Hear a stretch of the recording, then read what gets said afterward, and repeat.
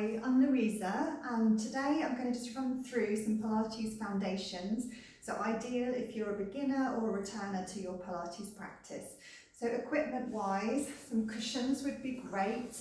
They might be official Pilates cushions or yoga blocks, or maybe you could fold up a towel or use cushions from the sofa. So the small ones are about an inch-ish thick, and the larger cushion is roughly about 3 inches thick. So that's just for when we're lying on our back or lying on our side to give your neck support. If you have a resistance band as well, that's great. If not, an old pair of tights or perhaps a dressing gown cord would help, would be fine. I am also going to use this squishy overboard a little bit. If you don't have one, doesn't matter. You could just use another small cushion or a folded up towel instead. So to begin with, I'm going to just sit nice and tall, so maybe on the edge of the chair or the edge of the sofa. Do just try to have a little wiggle and be aware of your sit bones on the surface that you're sitting on, so we're not slumping down or pitching forward. I'm going to anchor through those sit bones. Hands could lightly be on the thighs, the legs are around hip width apart, and just try to find as much length as you can in this seated position. So we're going to try and stack up your pelvis, find length through your waist, and we're stacking the ribs, open through the shoulders and chest, and length through the neck and out through the crown of the head. So we're not poking the head forward or back, we're just stacking up all those body weights. Like feel nice just to soften or circle those shoulders a little. If your neck feels stiff, you can gently just turn your head to one side and then the other. And it might feel nice just to tilt your head to one side. So I'm just tilting my ear to shoulder, but leaving that shoulder soft, back through to the centre, and then over to the other side. So one of the most important things with our Pilates practice is our Pilates breath. So for this, you could bring hands onto the side of your rib cage, or if you do have a band or alternative, you could wrap that around the rib cage. So at the base of the shoulder blades, I'm just wrapping this band around. You could keep the arms out in front like you're holding a tray up, tuck the elbows into the waist, or you might prefer to cross the band. So not super tight that you can't breathe, but just so we can begin to get some feedback as we breathe and that movement into the band. So we begin by breathing in through the nose and out through the mouth, and trying to just feel that movement of the breath into the band or into your hands as you breathe in and out. So you're sitting nice and tall. You can begin to take a breath in through the nose, feeling that expansion of the ribs to the side, to the back, as well as the front. And then as you breathe out, feel that softening down. So your arms can stay still. I'm just trying to illustrate that expansive quality of the breath. You can begin to inhale, find that sense of expansion in through the nose. And then exhale, softening. So it might be that you can feel just that gentle movement of the ribs, so with your hands you just have them to the side without tensing up through the shoulders. And that expansion like bellows as you breathe in, and then softening down as you breathe out. So we'll in through the nose and out through the mouth. So that's the first thing that you can practice at every opportunity, maybe when you boil the kettle, or perhaps if you're stuck at a red light. If it suits you, you could also try this with breathing in and out through the nose, although Pilates is more traditionally in through the nose and out through the mouth. But there's lots of health benefits through breathing in and out through the nose if you do want to experiment with that. And then one other aspect that Pilates is renowned for is our connection to our core stability. So to engage that support, it's important to use the breath. And I would just suggest you bring your fingertips towards your hip bones and then let them move inwards a little bit. And then just start to scoop your tummy inwards, like maybe you're squeezing into tight trousers or an extra notch on your belt, and then soften that down. And just try that a couple of times whilst maintaining that length through your spine. And you might just feel that flicker of activity under the fingertips. And that muscle here that we're trying to gently engage, it's like a low hips to belt, is your transversus abdominis muscle. So to fire that up when we coordinate with the breath, it's going to help support your back as you begin to move. So it's possible that you can just use that transversus abdominis muscle to support you, or we may want to incorporate pelvic floor as well, which I will mention in a moment. So I'm going to keep my hands just on sort of low hips and inwards a little bit. So to engage to our centre in our Pilates, you take your breath in through the nose. As you breathe out through the mouth, the ribs and everything softening already, you add that extra sort of scoop or drawing in of the tummy. And then you can gently release that as you breathe out. So it may be enough for now to focus on that contraction of the tummy, that drawing of belly button towards spine as you breathe out. If you wish to incorporate pelvic floor, a bit more to think about.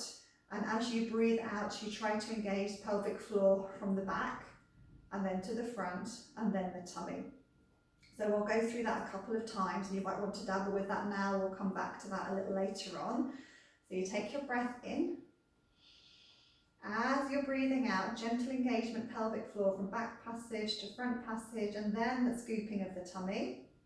And then you can gently release that as you inhale. So it's quite hard not to contract everything. So we're trying not to tense our whole body or the glutes or anything as we go, but you can take that breath in. And as you breathe out, pelvic floor from back to front and up, as then the tummy. So it's almost like a wave type movement, and then you're gently releasing that down. Okay, great. So then we're going to come to lying on our back in our relaxation or semi-supine position. So this is where it'd be handy to have your equipment nearby. I'm going to grab my cushions to this end. You may need a small cushion or folded towel under your head, so just keep it handy to see. It's a good habit to get into, to come onto your side and then roll down onto your back, onto your mat. Then you can go onto your back, and I'm keeping the knees bent. So that's a little kinder if you do have any issues with your back. So I'm settling down here. I'm going to just use my small head cushion. I'll explain why in a moment. So when we were seated, I talked about the hip bone. So I want you to find that bony landmark here again. So feel those hip bones at the front of the pelvis. Maybe you can imagine that like beams of light, so they're pointing straight up towards the ceiling. We want to try and establish that those hip bones are level with each other. So you could just use your fingertips on each hand to travel across and try and find that they're level. Once you're happy with that, you can place the heel of your hand on those hip bones, fingertips towards your pubic bone and thumbs towards your belly button. So our aim is to try and get those landmarks, those points level and parallel, and that would help us head towards a neutral position of our pelvis and spine. It may be we don't get there today, it might be a sort of gradual process, but that's our intention ultimately, is to find parallel hip bone to hip bone, as well as pubic bone, belly button and hip bones. So if we get that all set up, we have the natural curve of your lumbar spine supported.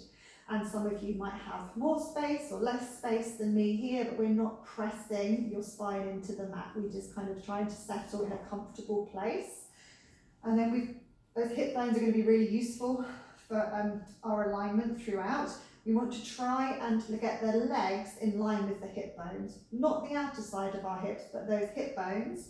And I'm picturing a line from hip bones to knees to ankles and to feet. And you have the legs as bent or not as is comfortable for you. With the legs fully extended, this is more pull on the back. So for now, we're keeping the legs bent as our starting position. We want the ribs to feel heavy to the mat. We're not arching or flaring the ribs away. Shoulder blades can soften, shoulders can soften, and the neck can lengthen. I've just got my head support under my head, but I'm keeping my neck free. To find a more neutral alignment for the neck, we're aiming that we get the chin and the forehead pretty parallel with each other, but you want yourself to be comfortable. So once we've set up all these points, this is our relaxation position or semi-supine position. We'll come back to the breath here. So you could place the hands on the side of the ribcage again without the shoulders creeping up. And we just practice your Pilates lateral breathing a couple of times. So you take that breath in through the nose. And as you breathe out through the mouth, you can gently begin to connect to your center. So that might be tummy, that might be incorporating pelvic floor as well as tummy, and then you're slowly releasing as you inhale. So just see how that feels a couple of times. So we're connecting to our center as we breathe out. So now we've got all of these things set up. We're going to do some gentle pelvic stability work. So for that, I'm going to keep my hands just loosely on my hips so I can check the pelvis stays steady. Try to avoid tensing in the shoulders or the neck, so just soften down and find ease in that upper body. So the first exercise we'll try here is called knee drops or knee opening, and it's about mobility and stability of the hips and the pelvis, as well as our opposite oblique or waist muscles helping to stabilize us. So I'm keeping hands lightly on the hips. We're going to take a breath in. As you breathe out and center, I'm just opening one leg out to the side. I'm trying not to let the pelvis shift or the other leg wobble. You could stay for the inhale and then come back with control on the exhale, just where you started off from. And we'll try that on the other side. So taking a breath in. As you breathe out and center, you're opening that leg without the pelvis shifting or the other leg wobbling. You can inhale to stay. Exhale to come back. So you could stay with that opening on the exhale, gently connecting to your center. Inhale to stay and exhale to come back. And just do that a little more on the other side. So open as you exhale, inhale to stay, exhale together back again. Or as you get more used to this, and as long as the pelvis isn't shifting side to side, you might be able to open out as you exhale and center and just bring it back home as you inhale. So just getting enough support of that scoop tummy and perhaps pelvic floor to help you keep your spine and pelvis steady as the leg begins to move. So see how you find that. You can do perhaps between 5 to 8 repetitions on each side. I'm going to just finish up here. And then the next exercise we'll do is a slide of the leg.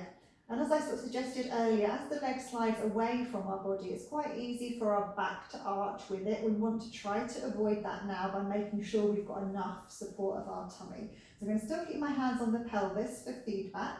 We'll take our breath in. As you breathe out and center, you're sliding one leg away without letting that back arch. You can inhale to pause, or maybe you flex the foot and bring the toes up towards the shin. And then exhale as you soften and drag that leg back in, just pausing where you started off from. So we'll try the other side. You take your breath in.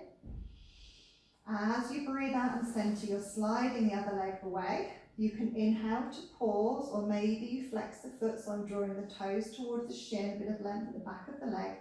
Exhale as you soften the foot and drag that heel back in again. So this is a leg slide. I'm imagining that the legs are staying on train tracks as we do this movement.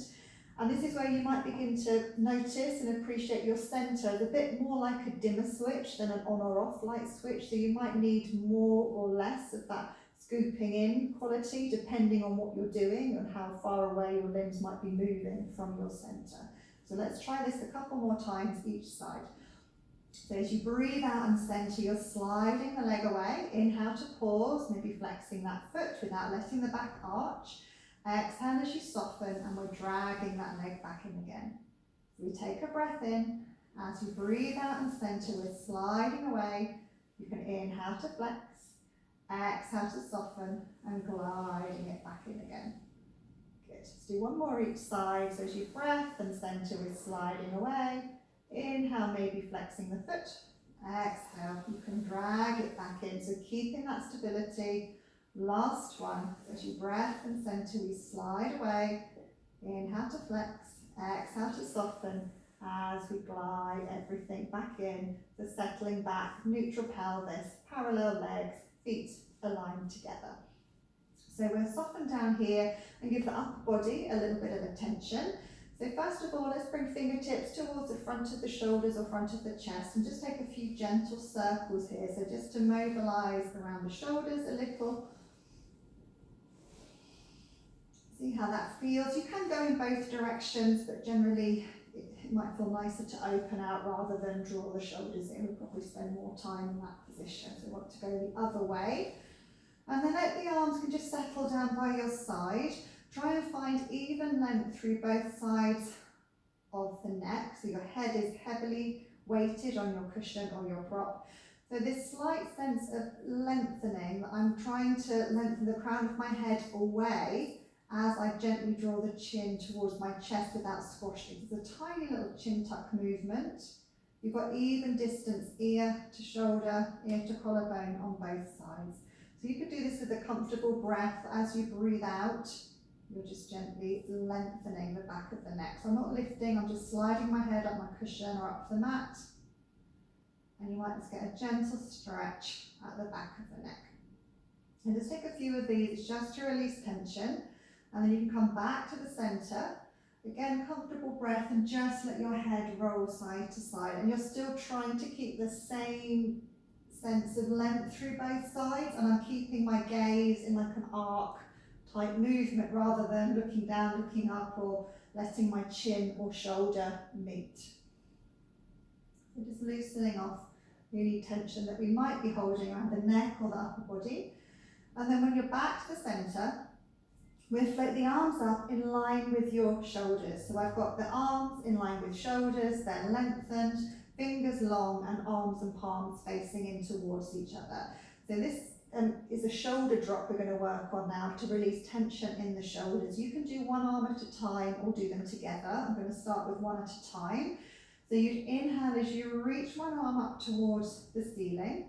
And then as you exhale, you're going to just try and soften the shoulder back down to the mat without it scrunching up to your ears or your elbow bending.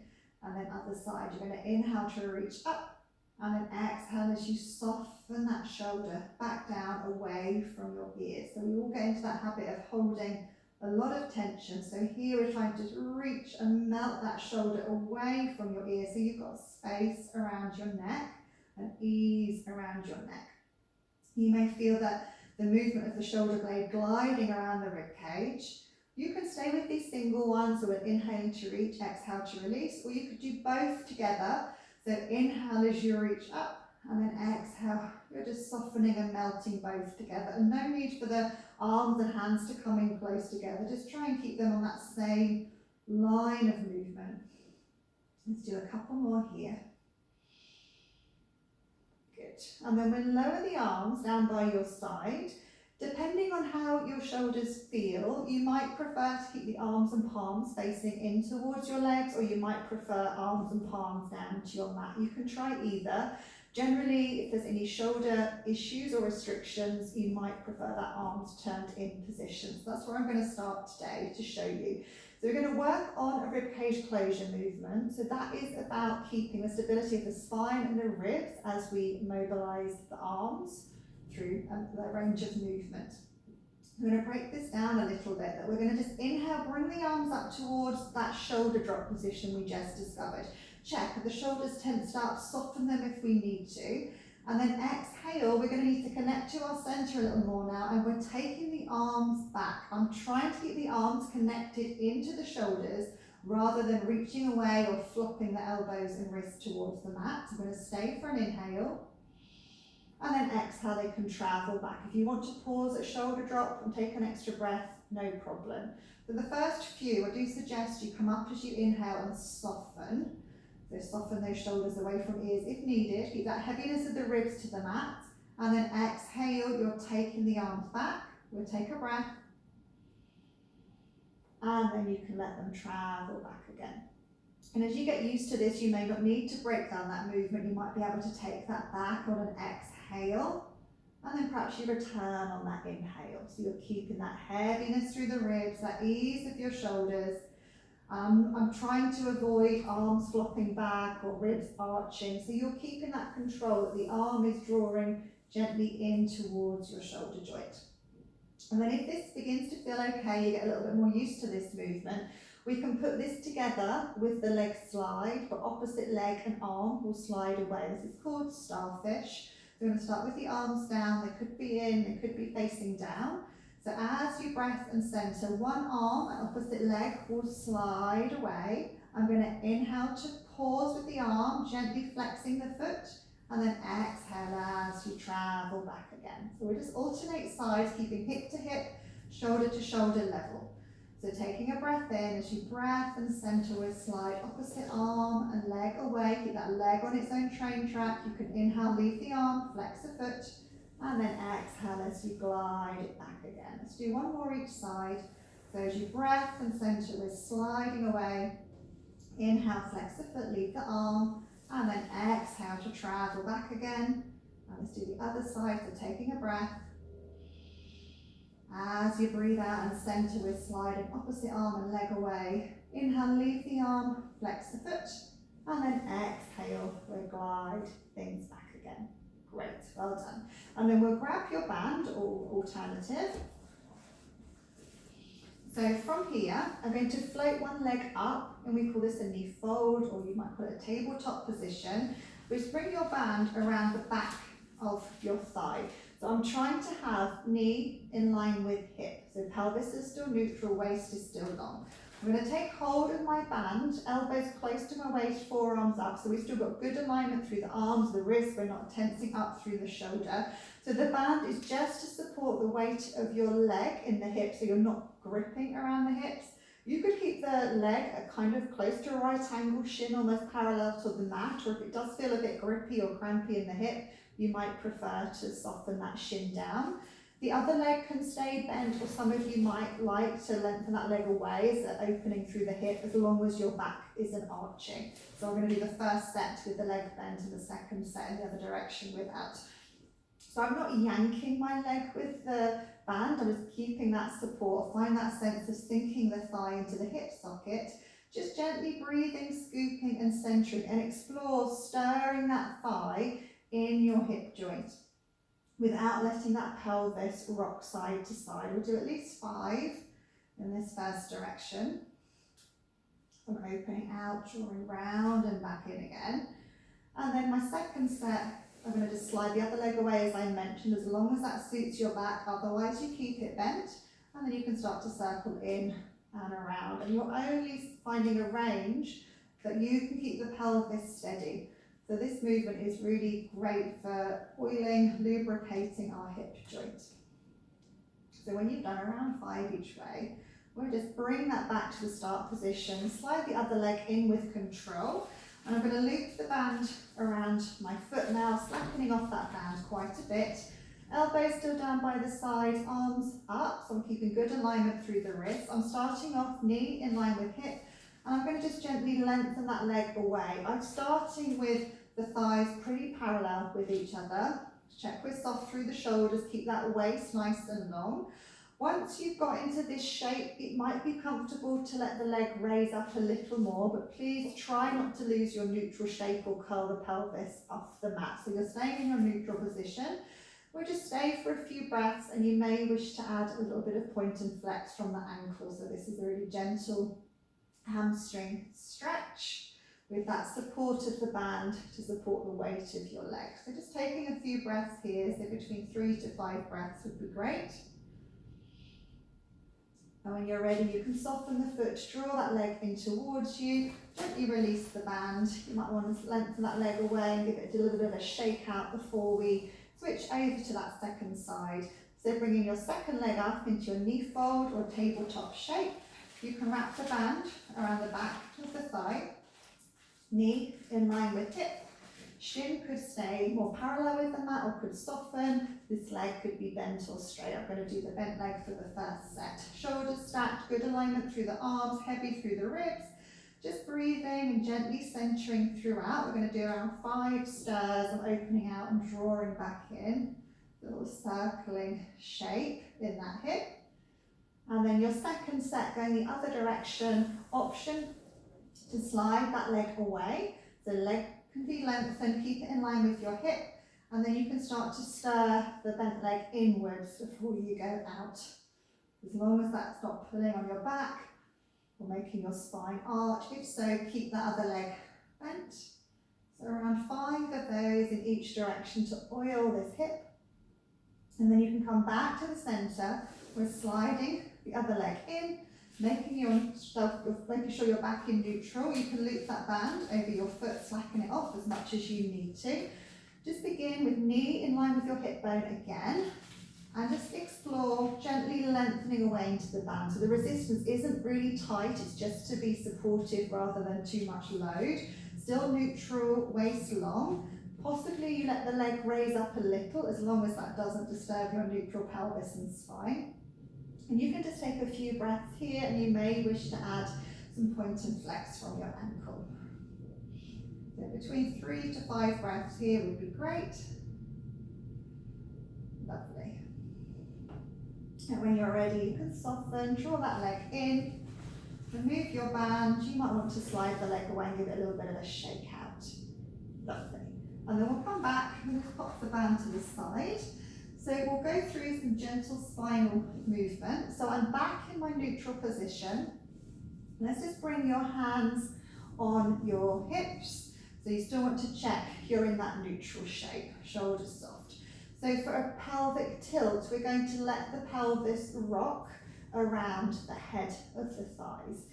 As you breathe out, just gently engage through your centre. That might be enough to enable you to almost get that sense of tucking the tail between your legs. At this point, the pelvis is tilted up and I've lengthened my lumbar spine. I'm not pressing it into the mat, but it has lengthened and I've decreased that lumbar curve.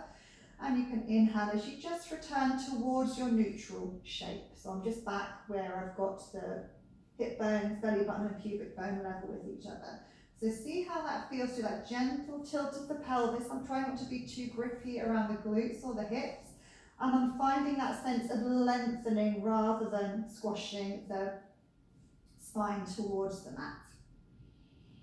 So see how that goes. It might be that you want to spend longer with this pelvic tilt than the next part of the movement we're going to do.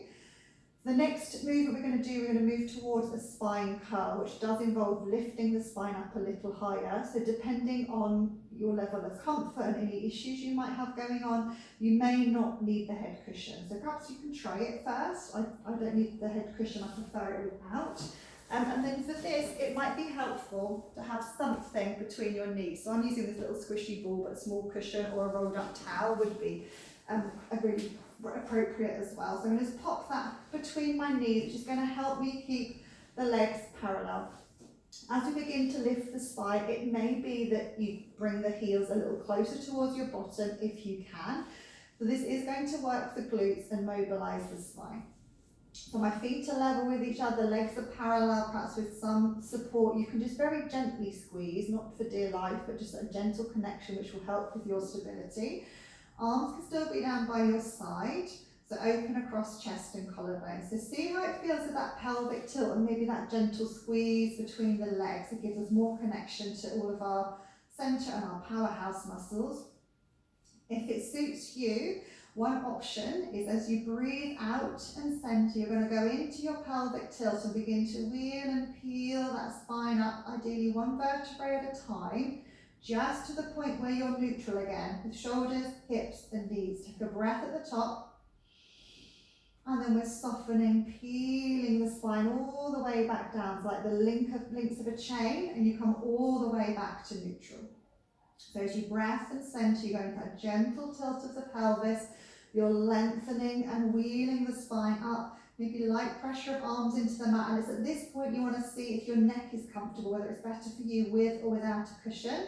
Breath at the top as you soften and release all the way back down. It may be that you prefer to move your spine in one piece. So if that's the case, and certainly this is the case if you have osteoporosis or some types of low back pain, as you breath and centre, rather than rolling, I'm going to lift in one piece. I'm getting to that same end point, but just a different route to get there. Breath to stay, and you soften at the hips and you lower it back down. So this would be more of a bridge position than the spine curl that we have just done. So both are great for strengthening the back line of the body. I'm still moving as I exhale and centre and returning as I inhale. Now you can have a little play with both of those. It might feel nice to maybe bridge up in one piece and then roll it back down again afterwards. You could do it the other way, that maybe you prefer to roll the spine up and perhaps bridge it back down again. So have a little play and see what suits you. I'm going to do one more here with the rolling that spine up, taking a breath at the top Maybe find that slight sense that you're almost doing a little pelvic tilt at the top. You might find that switches on the glutes. It helps find ease through the back and openness across the hips. So take a breath at the top, and then you can peel and release yourself all the way back down. Remove any prop you may have had between your legs. And if it feels good to you, just draw the legs in towards you with hands either under or over the knees, and just give yourself a little hug and maybe a little rock. And once you're ready, we'll lower the legs down with control. If you did remove your head cushion, let's bring that back now. It's just under your head, not your neck. And we'll do some hip rolls, which is a really gentle rotation for your low back. So from this position, bring your legs and feet together. If you need to nudge the feet a little further away than they may have been for your spine curls, no problem. Imagine now that both feet are in one shoe, or that we've tied the legs with the band. So as we move, the feet will stay together, so one foot will lift off of the floor. So legs are connected, waist long, ribs heavy, shoulders wide, and arms can be at low V shape, palms up towards the ceiling. Or if you do prefer for now to keep the fingertips close towards your hips to feel that movement and even distance, rib to hip, lowest rib to hip on both sides, you're welcome to do that as well. So we're not letting the ribs flare as we go. Your head can stay centered, or it can move the other way to your legs. So you take a breath in. As you breath and center, I'm letting the legs and the pelvis peel over to one side, but only as far as I can keep the opposite shoulder blade connected with the mat. You might want to turn your head the opposite direction to the legs. Take a breath here. And then as you breathe out, you're drawing that back again. So breath in. As you breath and center, we're peeling over to the other side, so legs and feet stacked. Even distance through both sides of the waist, both shoulder blades connected to the mat. So take your breath, and then we're gliding it back from here. So you take your breath in. As you breathe out and center, just that gentle rotation through the waist, low back, and in the pelvis and the legs move. Take a breath, search for length down that side of the body, and then you can bring everything back to your midline. So breath and center as you peel over, taking a breath. And then we're gliding back again, taking a breath in, and then we're peeling over with control, so we're not letting the weight of the legs drag you over. Let's do my last one here. So peeling over as I exhale, heavy through the ribs, shoulders soft, taking that breath, and then drawing everything back with control. If you feel you'd like to give yourself another little hug or a rock, please do. Lower the legs one at a time, and then you can just roll onto your side and just slowly come up to a comfortable seat. So thanks so much for joining me. I hope it's been helpful for you to go through some of the basics or some of our foundations, or perhaps a little bit of a refresher if it's been a little while since you've been on your mat. Anyway, let me know and have a great day. Thanks so much. Bye.